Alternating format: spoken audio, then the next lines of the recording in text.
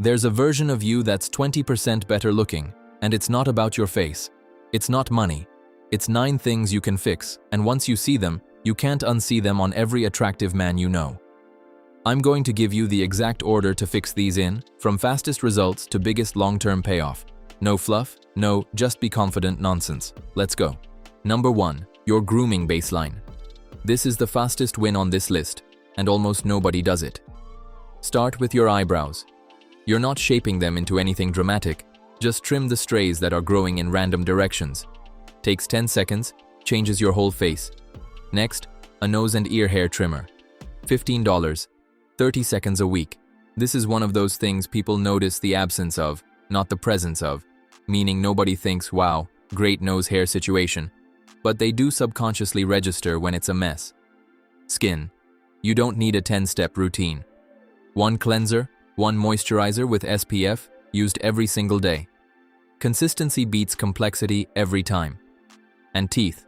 2 weeks of whitening strips is maybe the highest return on investment upgrade on this entire list.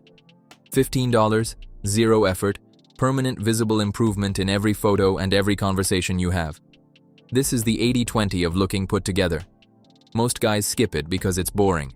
That's exactly why it works, because your competition isn't doing it. Number 2, your hair. This is the single highest visual impact per effort change you can make. Rule 1. Get a haircut every 3 to 4 weeks, not when it starts looking bad. By the time you notice it's bad, it's been bad for 2 weeks already, and everyone around you noticed before you did. Rule 2. Bring a photo to your barber. Don't try to describe what you want in words. Barbers work off references, not adjectives. Shorter on the sides means something different to every barber on earth. Rule 3. Match the cut to your face shape. Round faces want height and texture on top to elongate things. Square jaws can usually handle shorter, cleaner cuts. Longer faces benefit from more width, less height. And for product, 1 matte clay or paste. Skip the gel. Glossy, wet look hair reads as try-hard in almost every context now. Matte texture reads as effortless, even though it took just as much effort. Number 3. This is the one that feels unfair, because almost nobody talks about it, and it changes everything. Here's the core idea. $20 clothes that fit you perfectly will always look better than $200 clothes that fit you badly. Fit beats price, every single time. 3 rules to check right now, on whatever you're wearing. 1. Your shoulder seams should sit right at the edge of your actual shoulder, not drooping down your arm. 2. There should be some taper at the waist, not a straight box shape from your chest to your hips. 3. Your pants should break cleanly at your shoe, not pooling in fabric around your ankles. And here's the unfair part. You don't need new clothes to fix most of this. A $15 visit to a tailor on 2 or 3 items you already own, taking in the sides, hemming the pants, creates an instant visible upgrade.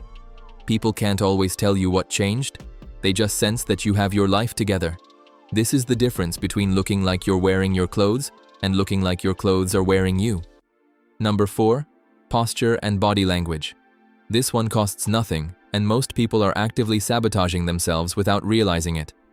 Chin level, not tucked down, not tilted up. Shoulders back, but relaxed, not puffed up like you're trying too hard. And slow down your movements. Fast, jittery motion reads as nervous energy. Slower, deliberate motion reads as someone who isn't worried about being watched. There's a concept called occupying space.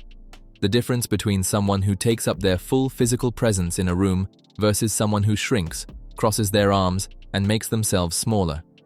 People read the second version as low status, even if they can't explain why. One simple drill. The wall test.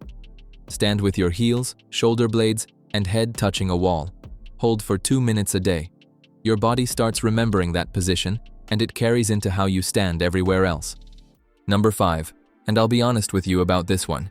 It's the slowest to show results, but it's the actual foundation everything else sits on. Sleep and hydration show up directly on your face. Under eye darkness, skin tone, that generally tired look. Most of that is sleep debt, not genetics. Getting consistent sleep is doing more for your appearance than any product you could buy.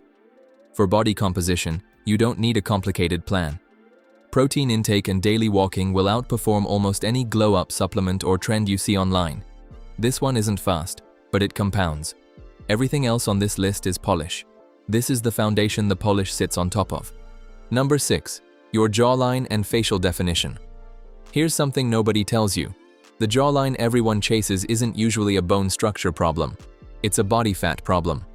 Most weak jawline cases are actually just facial fat and water retention sitting on top of a jawline that's already there. So the real fix isn't mewing videos or jaw gum. It's dropping to a lower, healthier body fat percentage. As body fat comes down, definition shows up in the face before almost anywhere else. That's usually one of the first places people notice a difference. 2 things support this directly. Cutting liquid calories, soda, juice, alcohol, because they're a huge source of facial bloat and puffiness. And reducing sodium on days you want to look sharp, since water retention softens definition fast. There's no shortcut tool here. It's downstream of the next point. Number 7. The gym. If you do only one thing on this entire list long term, make it this one. Being in shape isn't just one trait on a checklist.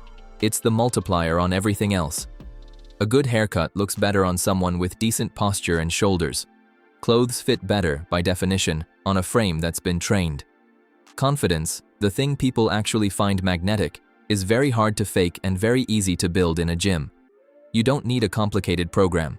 3 to 4 days a week, focus on compound lifts: squat, deadlift, bench, overhead press, rows. These build the frame. Shoulders, back, and legs are what create that V-taper look that makes clothes hang right and makes a body look athletic rather than just thin or bulky. 2 rules that matter more than any program. 1. Consistency beats intensity. Someone training 3 times a week for 2 years will out-transform someone doing a brutal 6-day split for 2 months and quitting. 2. Progressive overload. You don't need to chase soreness or exhaustion. You need to be doing slightly more than last month, every month. And the honest truth, this is the one item on the list that doesn't just make you look better.